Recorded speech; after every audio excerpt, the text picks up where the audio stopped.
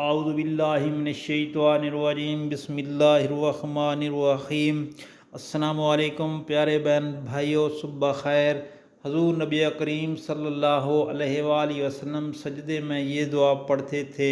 حضرت ابو ہریرہ رضی اللہ تعالی عنہ سے روایت ہے کہ نبی پاک صلی اللہ علیہ وآلہ وسلم سجدے میں کثرت سے یہ دعا پڑھتے تھے۔ جب سجدہ کرتے تھے تو یہ دعا کثرت سے پڑھتے تھے۔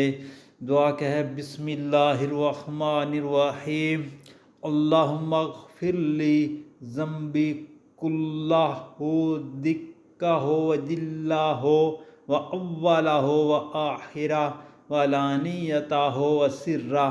اے اللہ میرے سارے گناہ بخش دے، چھوٹے بھی بڑے بھی، پہلے بھی پچھلے بھی، کھلے بھی اور چھپے بھی۔ دوستو، نبی پاک صلی اللہ علیہ وسلم کی حدیث کو آگے شیئر کریں۔ اللہ پاک آپ کی آسانیاں کرے۔